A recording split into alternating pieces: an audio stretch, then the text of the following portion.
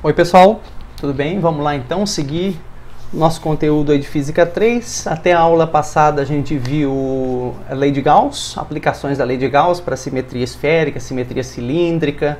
Vimos a lei de Gauss para vários problemas. Falamos de eletrostática, campos elétricos, diferença de potencial, tudo isso aí já foi. Então a gente vai falar hoje sobre capacitores. E aqui é importante porque essa aula em geral, a maioria dos alunos da engenharia já viu os capacitores nas disciplinas de circuitos, tá? Mas ele é importante ser visto novamente na Física 3 para entender o funcionamento do capacitor. Tem gente que até entende, bota ele no circuito, sabe as fórmulas que resolve o capacitor, mas não está bem por dentro da física envolvida ali no capacitor, tá? Então é uma aula de formação conceitual também, não apenas matemática. Então vocês já devem ter visto aí uma montoeira de capacitores, cada um com capacitâncias diferentes, já brincaram com eles em circuitos, tudo que era jeito, né? E tem várias aplicações de circuitos com capacitores. O flash da máquina fotográfica, aquelas antigas, inclusive, você tinha que esperar o capacitor carregar antes de bater uma foto, tirar uma foto com flash, tá? Então isso é uma aplicação curiosa de um circuito que vai um capacitor e os circuitos dos flashes da máquina fotográfica. Então vamos entender essa propriedade aí que a gente chama de capacitância, pessoal. Olha lá, aqui na figurinha da esquerda eu tenho uma bola condutora, uma esferinha condutora com carga zero, portanto está neutra, tá? Carga líquida zero. E eu vou carregar então essa esfera com uma determinada carga Q, num exemplo aqui positiva, mas poderia ser negativa, sem problema nenhum. Vou carregar com uma carga positiva e o que eu percebo é o seguinte: como a gente viu em sala, numa distribuição esférica limitada de carga, em geral, quando a gente calcula o potencial nos determinados pontos do espaço, lembra que a gente comparava esse potencial com o potencial do infinito, tá? Que era onde a gente considerava o nosso ponto arbitrário de potencial zero. Então, potencial zero no infinito, e aí agora com essa esfera carregada, ela vai ter um potencial na superfície que é diferente de zero. Ou seja, pessoal, qual que é a lógica da coisa? A hora que eu carrego essa esfera, ela ganha um potencial na superfície que, quando eu comparo com um ponto de potencial zero, passa a ter então uma diferença de potencial gerada no meu sistema. Lembra que a diferença é um potencial menos o outro, e aqui está em módulo, porque na capacitância não interessa o sinal dessas coisas, só interessa a relação direta dos valores, tá? Da carga que eu coloquei e da DDP que foi gerada aqui no sistema. Então, carregou, gerou DDP, e a capacitância, gente, é simplesmente a razão entre a quantidade de carga que eu coloquei aqui e o módulo, tá? Da diferença de potencial gerada no meu sistema. Unidade do SI não tem muita criatividade, carga é coulombs, diferença de potencial se mede em volts, então a capacitância é coulombs por volt, que é a mesma coisa que falar Faraday. Então uma capacitância de tantos Faraday é uma capacitância de tantos coulombs por volt, tá bom? E aí tem as variantes, né? Milifaraday, microfaraday, nanofaraday, são todos multiplicadores, né? Mili é 10 a menos 3, micro 10 a menos 6, regrinha da matemática aí que é bom a gente saber também. Bom, então gente, a primeira coisa que a gente tem que falar sobre capacitância é que todo objeto tem capacitância. Tem gente na engenharia que fala, só um capacitor tem capacitância. Não. Capacitores são objetos de capacitância facilmente calculada, geometricamente mais simples, etc.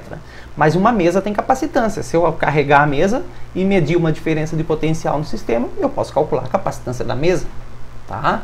Um computador, um vidro, uma janela, uma porta, qualquer coisa tem capacitância. Não é só os capacitores, não são só os capacitores, tá? Mas os capacitores são objetos com capacitância mais simples, mas qualquer coisa que você carregar e gerar uma DDP, você pode calcular uma capacitância para esse sistema, tá bom? E aí a brincadeira é assim, pessoal. Se eu tenho um objeto fixo, um objeto sempre igual, a capacitância é propriedade do objeto. Então essa esfera que tiver, se essa esfera tiver sempre o mesmo tamanho, ela vai ter sempre a mesma capacitância. Então se eu usar a formulazinha para pensar o que acontece, quanto mais carga eu colocar nessa esfera, diretamente proporcional aqui, ó, então maior vai ser a diferença de potencial gerada no meu sistema. Se eu aumento a quantidade de carga, aumenta a DDP. Se eu diminuo a quantidade de carga, diminui a DDP, porque o meu C é fixo para o mesmo objeto, tá bom? Agora, gente, se eu tenho dois capacitores ou dois objetos com diferentes capacitâncias e aplico a mesma DDP nesses dois capacitores, quem se carrega mais? Pergunta quente, gente. Agora o C não é fixo, cuidado, porque eu estou comparando dois capacitores distintos, ou dois objetos distintos. Então, se eu aplicar o fixo, ó, o fixo, DDP fixa, em dois objetos com diferentes capacitâncias, então a capacitância vai ser diretamente proporcional à carga, ou a carga diretamente proporcional à capacitância, tanto faz, e aí aquele objeto ou capacitor de maior capacitância vai acumular mais carga na mesma DDP. Guarde isso, tá? Então você pode brincar com C fixo para olhar essa fórmula, você pode brincar com a DDP fixa para analisar essa fórmula, beleza?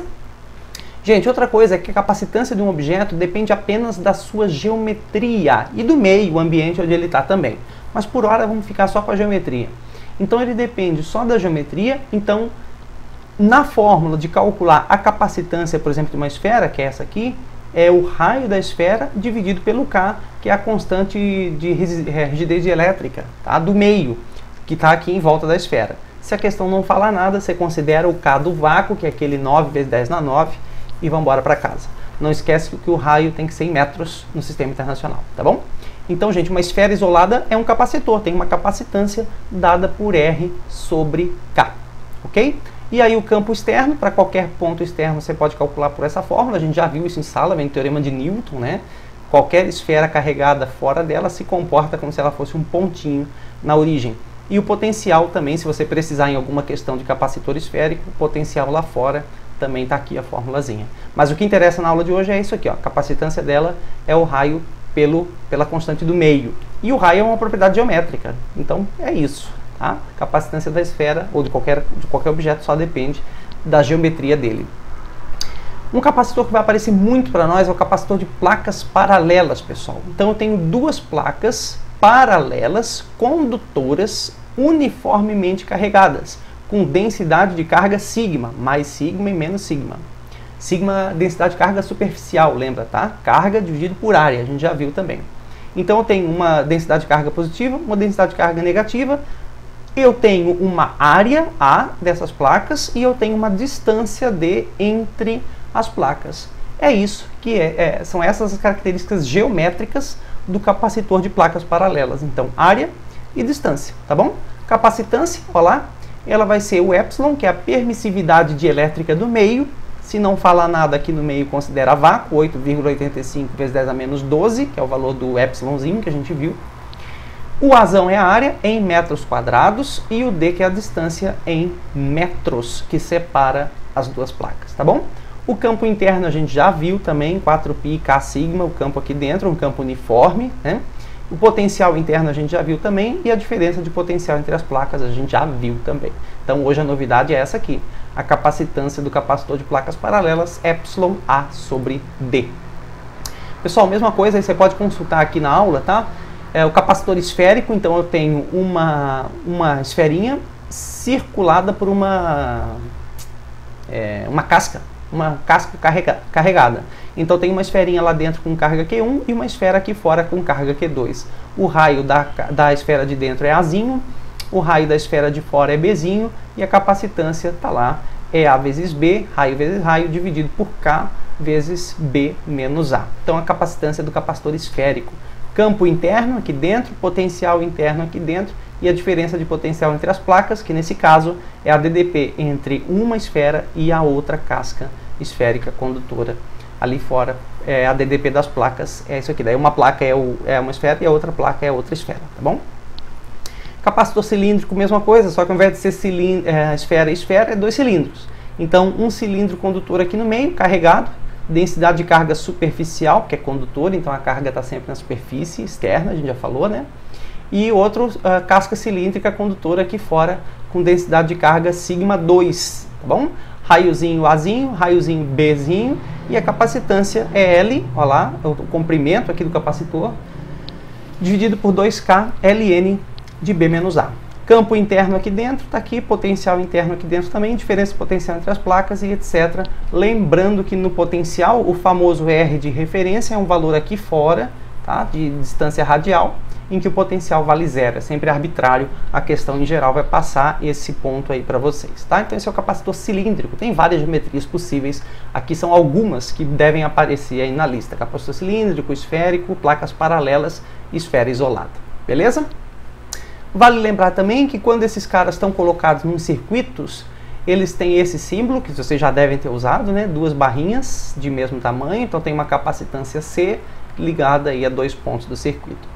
Pessoal, se os capacitores estão em série, eles podem ser usados, né, podem ser associados para gerar capacitâncias diferentes. Eu não tenho um capacitor naquela capacitância que eu quero, mas eu posso associar capacitores para gerar uma capacitância equivalente do tanto que eu queira, do valor que eu queira. Bom, então se eu tiver capacitores associados em série, a capacitância equivalente, o inverso dela é a soma dos inversos das capacitâncias.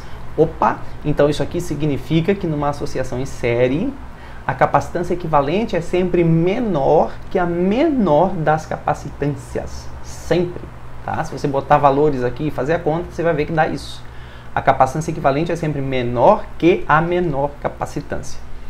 Outra coisa, pessoal, como isso aqui é tudo o mesmo fio, ó, que liga todos os capacitores, então, por óbvio, se eu acumulo determinada quantidade de carga no primeiro capacitor, carga Q1, por conservação, essa mesma quantidade de carga tem que estar no capacitor 2 e tem que estar no capacitor 3, porque está todo mundo no mesmo fio, tá bom? Então, as cargas acumuladas nos 3 capacitores são sempre iguais na associação em série. E é igual a carga do capacitor equivalente, lógico, porque é igual para todo mundo. E a diferença de potencial U da bateria, pela lei de Kirchhoff lá dos circuitos, vocês já devem ter visto, a DDP nas placas de cada um desses capacitores não é igual a DDP da bateria.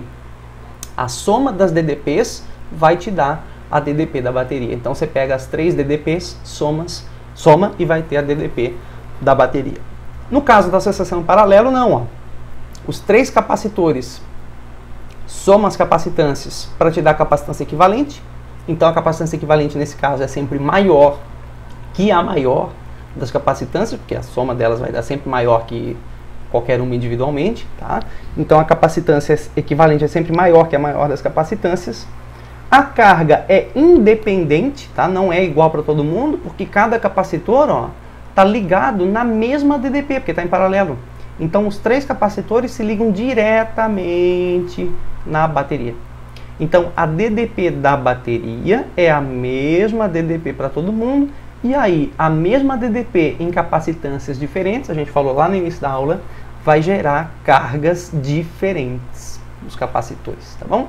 Então, as cargas em cada um não relaciona com o outro, tá? A soma das cargas vai dar a carga do capacitor equivalente dessa associação. Bom, e aí, gente, se eu pego um capacitor, então, e analiso o comportamento dele num circuito de corrente contínua, no circuito CC, eu tenho que saber essas 2 propriedades, que é como que ele se comporta se ele estiver descarregado e como que ele se comporta se ele estiver carregado. Gente, se o capacitor está descarregado, ele não interfere em nada no circuito, porque a mesma quantidade de carga que tender a chegar numa placa é a quantidade de carga que vai sair na outra placa, um capacitor de placas paralelas aqui no caso, tá bom? Então a quantidade de carga que chega é a quantidade de carga que sai, ou seja, não interfere em nada. O que está escrito aqui para nós? Se ele estiver descarregado, eu troco esse capacitor por um fio ideal. Não preciso me preocupar com ele no circuito. Guarde isso, tá bom? Agora, se ele estiver carregado, a hora que carrega o capacitor, eu não consigo continuar carregando. Chegou no limite da quantidade de carga que esse capacitor suporta.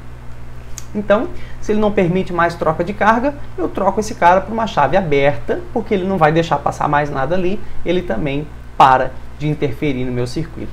E aí vale o comentário, tá? Que a gente não está interessado nesse momento em correntes transientes, que você já deve ter ouvido falar, em corrente de carga, corrente de descarga de capacitor. Não é isso que a gente quer analisar aqui agora. A gente quer analisar o comportamento dele. Então, se ele está descarregado, não interfere no circuito, fiozinho ideal. Se ele está carregado, não permite a passagem de corrente, troca por uma chave aberta. Então, olha o meu exemplo, ó. Eu tenho aqui um circuitinho, 3 resistências, uma bateria e um capacitor. Se ele está descarregado, vamos lá, eu troco por um fio ideal, troco esse capacitor por um fio ideal, e aí isso aqui vai ser simplesmente um curto-circuito, né?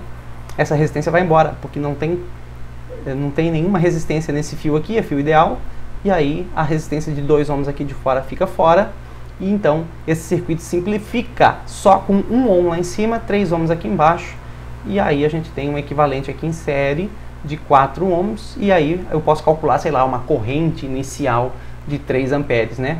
A tensão é a resistência vezes a corrente, então esse circuito, inicialmente com capacitor descarregado, tem uma corrente de 3 amperes. É isso que as questões vão perguntar para vocês, tá? Então é assim que se faz. Você simplifica conforme o estado do capacitor, beleza? Se ele estiver carregado, ó, você troca por uma chave aberta. Então troca esse capacitor aqui por uma chave aberta, ou seja, esse fio todo aqui você despreza, porque daí a chave aberta não passa nada por aqui, e fica então a associação em série desses 3 resistores de 1, 2 e 3 ohms, e aí acaba gerando um resistor equivalente de 6 ohms. E aí eu posso fazer tensão igual a corrente vezes a resistência e determinar que a corrente final desse circuito é 2 amperes. Então é esse tipo de pergunta que as questões vão fazer, tá? Então entender o que o capacitor, como que o capacitor se comporta nas diferentes situações. Outra pergunta que as questões vão fazer para vocês é qual é a energia armazenada no capacitor. Então, gente, é muito simples. Se você tem um capacitor de capacitância C e ele está num circuito com uma certa diferença de potencial, então basta você multiplicar a capacitância pela diferença de potencial ao quadrado e dividir por 2. Ou, alternativamente, carga ao quadrado dividido por 2 vezes a capacitância. Lembra que a energia se mede em joules, tá bom? Então essa é a energia armazenada no capacitor, que lá no nosso exemplo do início da aula dispara o flash, né? Transfere essa energia para energia luminosa para disparar o flash da câmera fotográfica. Então energia no capacitor, Q quadrado sobre 2C, ou C vezes U ao quadrado sobre 2 em joules. E ainda, gente, a gente pode determinar como se fosse um zoom aqui, ó, para entender que eu tenho uma placa positiva, uma placa negativa, e o que tem no meio das placas é campo elétrico, gente. Então, na realidade, um capacitor armazena energia pela presença do campo elétrico que está ali. Então, o campo elétrico demanda energia para existir. E o capacitor guarda energia quando está carregado. Por quê? Porque quando está carregado é onde vai ter campo elétrico entre as placas. Tá? Então a gente pode calcular a densidade volumétrica de energia, ó, que é simplesmente dividir o valor que você obteve antes, que é a energia total, dividido aqui, ó, pelo volume, não é potencial, hein? Pelo volume onde tem campo elétrico, que seria o volume aqui das placas. A gente não vai fazer isso, não vem ao caso aqui agora, mas a hora que você divide a energia pelo volume total onde tem campo elétrico, a fórmula que você chega para a densidade de energia é que vai ser epsilon, que é a propriedade do meio. Se não tiver nada aqui é vácuo, lembra disso? Então é epsilon vezes o módulo do campo elétrico ao quadrado dividido por 2. Qual que é a lição, pessoal? Que essa fórmula aqui indica que a densidade de energia no capacitor tem a ver com a intensidade do campo elétrico. Então, quanto mais intenso o campo elétrico, maior a densidade de energia. E, aliás, uma onda eletromagnética, que é um campo elétrico e um campo magnético, elas transferem energia de um ponto a outro para o espaço como? Com campo elétrico e magnético. Então a energia, gente, está no campo, tá? Essa é a lição que a gente tira dessa aula. Então a densidade de energia em joules por metro cúbico, densidade volumétrica, epsilon e quadrado sobre 2. E é a intensidade do campo nessa região aqui entre as placas. Essa é a densidade de energia no capacitor, tá bom? Gente, há um tempo atrás a gente viu aí na disciplina de Física 3 a eletrização por contato. Se eu tenho uma esfera carregada, condutora, e eu faço contato com outras esferas carregadas, condutoras. A gente já viu, está aqui no slide para nós, a gente já viu que o contato simultâneo gera uma divisão igualitária da carga total. Mas, pessoal, essa regra que a gente viu lá atrás, e eu disse, olha, a gente vai complementar isso aqui em algum momento, né? Essa regra só vale se as esferas forem idênticas. Então aqui eu tenho um exemplo, ó. 3 esferas condutoras idênticas, neutra e 12 milicoulombs. Faço o contato simultâneo das 3, boto as 3 em contato, separo.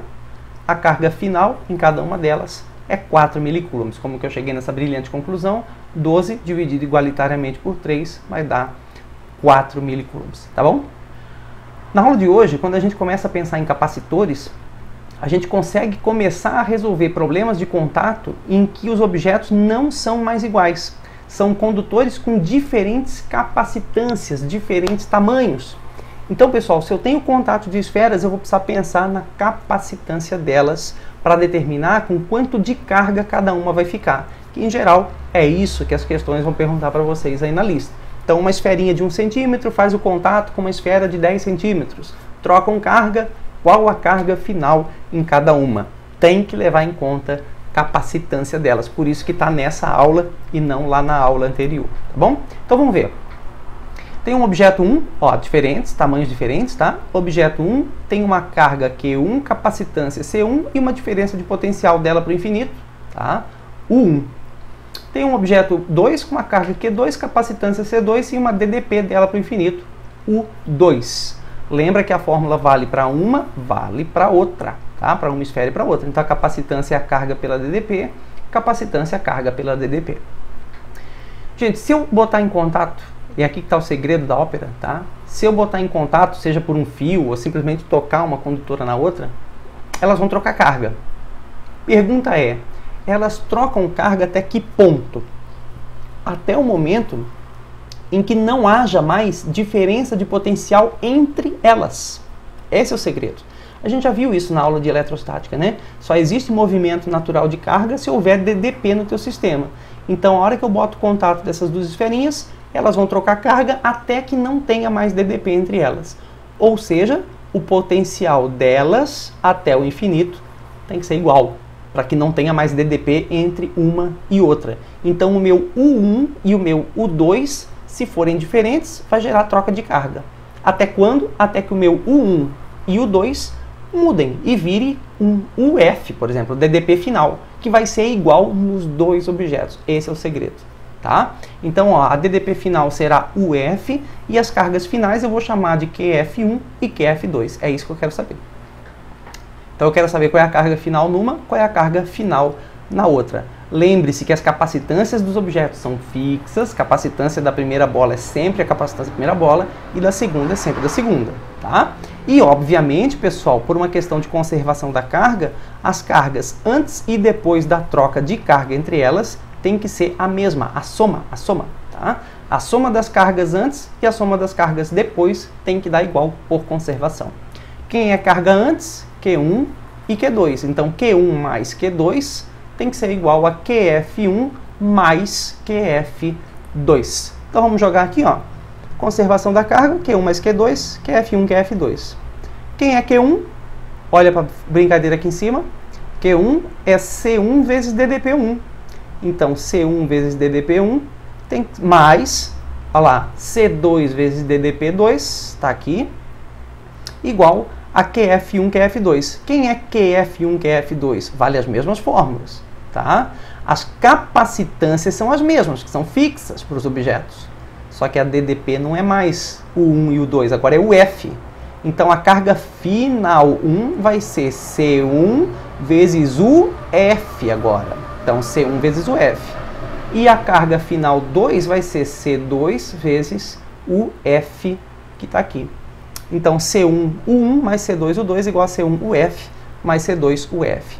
Por que eu estou fazendo isso, pessoal? Porque é daqui que eu vou tirar o valor da DDP final, que eu preciso saber quanto que é a DDP final desse sistema. Então, você aplica a conservação das cargas e tira a DDP final. Bota o F em evidência aqui, aí passa a soma para lá dividindo e você chega nesse resultado. Vale lembrar que se forem questões com esferas, pode ser com capacitor de qualquer tipo, tá? Não precisa ser só esfera.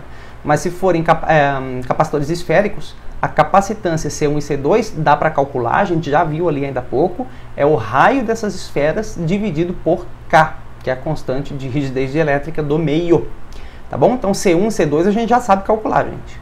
Beleza? Determina o nosso UF e aí, achando o F, você simplesmente pode multiplicar pela capacitância de cada uma, ó, e determinar a carga final de cada uma das esferas. Da onde que eu tirei essa fórmula? Daqui e daqui. Então, a carga Q1 é C1 vezes U1, então QF1 é C1 vezes UF. E o QF2 é C2 vezes UF. Então, primeiro determina DDP final e aí você determina a carga final em cada capacitor. Beleza? Bom, gente, se você reparou, até agora eu estou falando que quando não tiver nada, a questão não fala nada sobre o capacitor, ele é sempre vácuo ali no meio. Mas a maioria dos capacitores comerciais não são feitos com vácuo entre as placas do capacitor. Eles são feitos com dielétricos, que são materiais isolantes colocados ali no meio das placas e que aumentam a capacitância do capacitor. A função desse dielétrico é isso, tá? Então, gente, no fundo, o que a gente vai ver? O que acontece se eu botar um dielétrico no capacitor, como que a capacitância dele muda e quais as propriedades que aparecem no dielétrico. E com isso a gente fecha a nossa aula de capacitores, tá bom? Então, gente, os dielétricos então são meios isolantes, ó, borracha, vidro, óleo, ar, até o ar é isolante também. E por aí vai. Madeira também é isolante, né? Então, gente, são materiais isolantes. Esses materiais isolantes, para nós, o que interessa matematicamente é uma propriedade tabelada. Os livros vão trazer esses valores, você não precisa decorar, tá? Essa propriedade tabelada para esses materiais chamada constante dielétrica, que é o kappa. É um Kzinho aqui, não é bem o K, é o kappa, letra grega kappa, que é esse K pequenininho. De tal modo que, gente, o K do vácuo a gente já sabe, é 9 vezes 10 a 9. O ε0 do vácuo, 8,85, 10 a menos 12, a gente já viu isso. Agora, para um meio isolante, o K desse meio e o ε desse meio, você calcula a partir desse K. Por isso que você tem que saber o valor desse K que as tabelas vão trazer para vocês, tá? Então, a constante rigidez dielétrica do meio vai ser a constante do vácuo dividido por kappa, que é a constante dielétrica.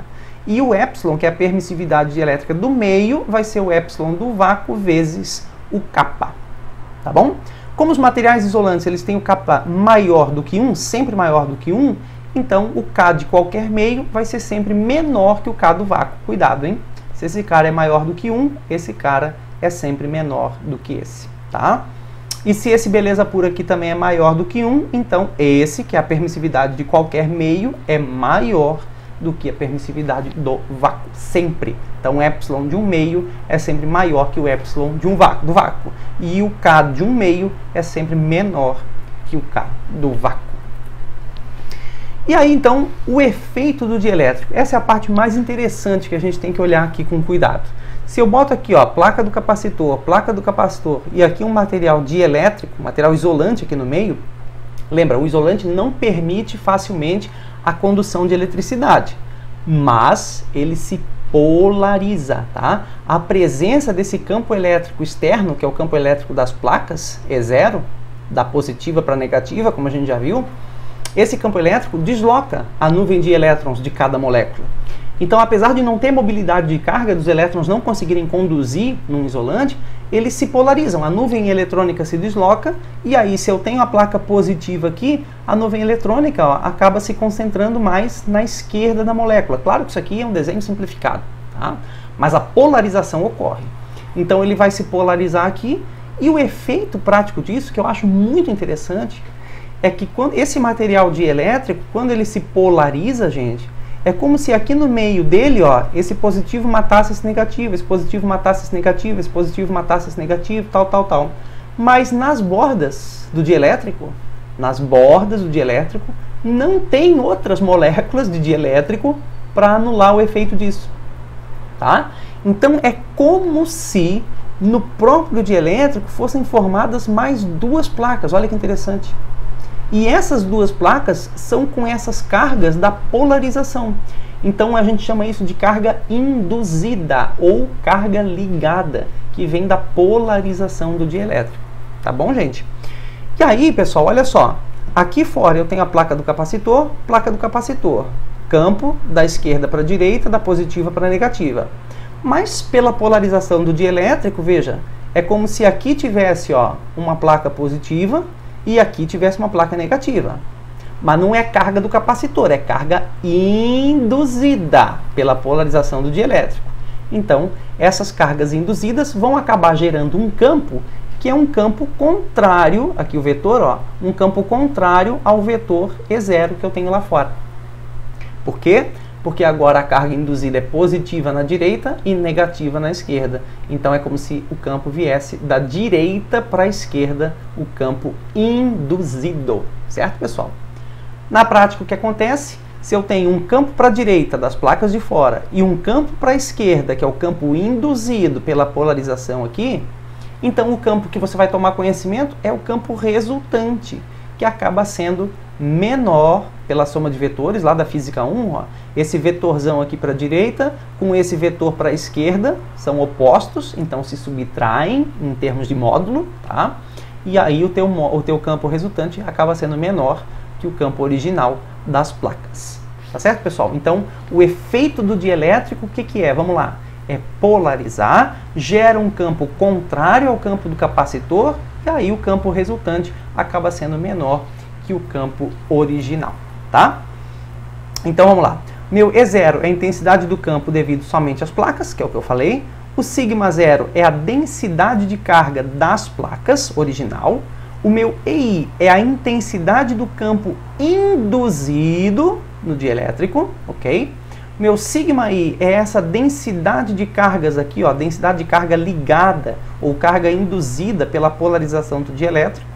E o meu ER é a intensidade do campo resultante entre as placas do capacitor. E como eu mostrei para vocês, o ER é menor do que o E0. E aqui que está a lição, pessoal. Olha que interessante, vamos ler.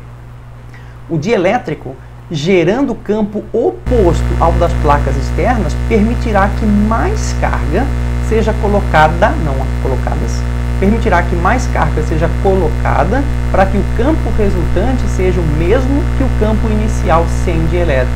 Ou seja, se eu quiser que o meu ER seja igual ao E0 antes de colocar o dielétrico, eu vou ter que aumentar o sigma, que é aumentar a densidade de cargas.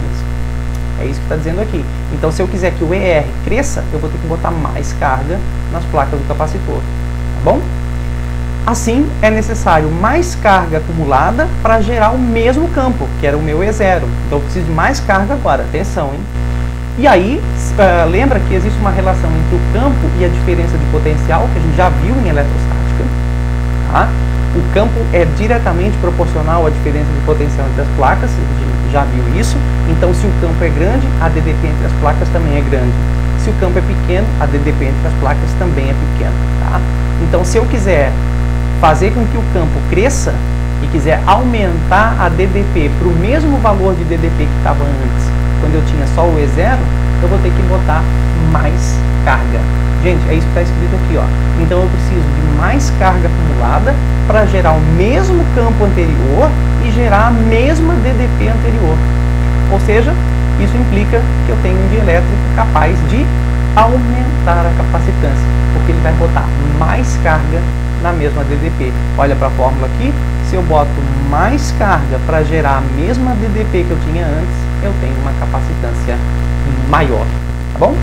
Gente, esse é o resumo da ópera do dielétrico, tem que ser imediato. Então, botar um dielétrico no capacitor aumenta a capacitância. Por quê? Agora tem que entender a razão. Porque o dielétrico se polariza, gera um campo contrário, então para eu ter o mesmo campo que o anterior e a mesma DDP que o anterior, eu tenho que botar mais carga, portanto, maior capacitância. Beleza? Segue o baile. Então, gente, aqui tem várias coisas que a gente precisa saber, ó. Vamos lá fazer as contas. Vamos com calma, né? Muita informação aqui. Primeiro, o meu ER é igual ao E0 que eu tinha, menos o EI, que é o campo induzido. Tudo bem? Então, o meu campo induzido, se eu estiver preocupado em saber qual é a carga induzida, a densidade de carga induzida, etc., o meu campo induzido vai ser o campo original que eu tinha lá, menos o campo resultante, só brincando com os módulos, tá? Joga para cá, joga para lá. E aí, pessoal, essa é a primeira relação extra que a gente tem que saber para o capacitor com dielétrico. O campo resultante que vai ter ali no meio do capacitor é igual ao campo original dividido por aquele kappa, que é a constante dielétrica, que era importante e tabelada para o material que eu tenho aqui. Então você divide o E0 por kappa, esse kappa é maior do que 1, então o campo resultante é menor do que o teu campo original. Tá? Relação que vale sempre, ó, o ER vermelhinho é o E0 dividido por kappa, sempre. Bom, então se eu jogar isso aqui, meu ER vai ser E0 dividido por kappa, E0 dividido por kappa, boto o E0 em evidência e aqui está a primeira relação para o dielétrico, ou seja, o campo induzido pelo dielétrico é igual a 1 menos 1 sobre kappa vezes o campo original que eu tinha lá, tá? Agora lembra que esse campo está sendo gerado por placas paralelas, né? Mesmo no campo do dielétrico aqui, é um campo que pode ser aproximado por placas paralelas.